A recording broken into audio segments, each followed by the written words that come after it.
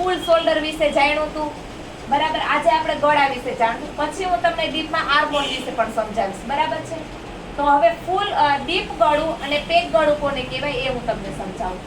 તો જો અહીંયાથી અહીંયા સુધીનું હોય ને આને ડીપ ગળું કહેવાય, બરાબર છે. આ ડ્રેસ અને બ્લાઉઝ બેમાં યુઝ થાય.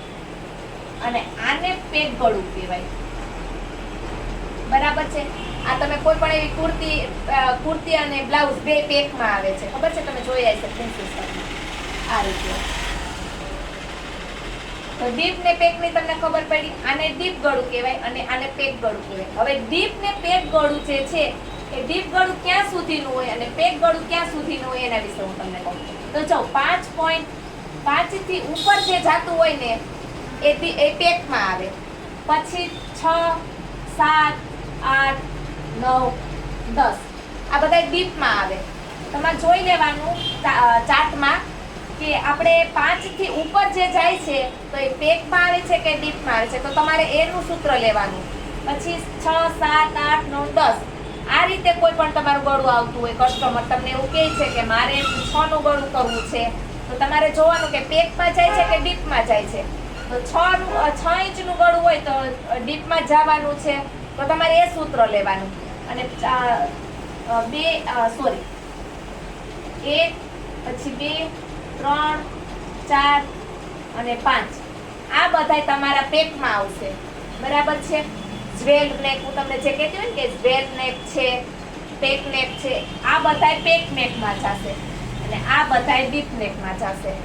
એટલું તમારે ખાસ ધ્યાનમાં રાખવાનું છે, બરાબર છે, કે પેક નેક કોને કહેવાય ને ડીપ નેક કોને કહેવાય. ઓકે, ડન, સમજાઈ ગયું એટલું? ઓકે. હવે તમારું 1 થી લઈને 5 સુધીનું ગળું હોય પેક ગળું, તો શોલ્ડર કેટલો હશે એના વિશે હું તમને સમજાવું.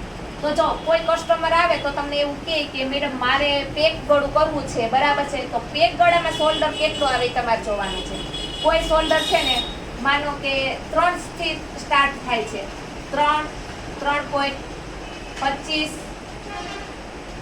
ને 3.75.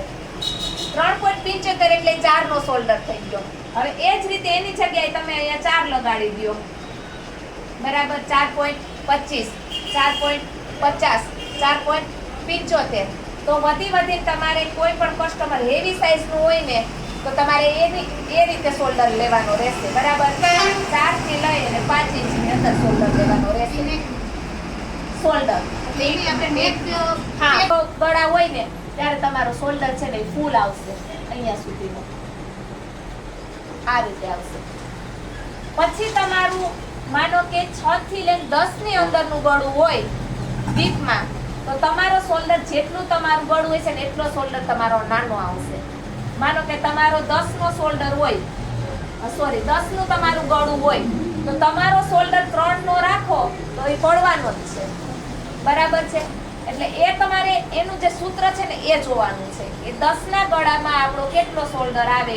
તો હંમેશા 10 ના ગળામાં તમારે મિનિમમ 2 થી 25 અથવા 50 સુધીનો તમે રાખી શકો, બરાબર છે.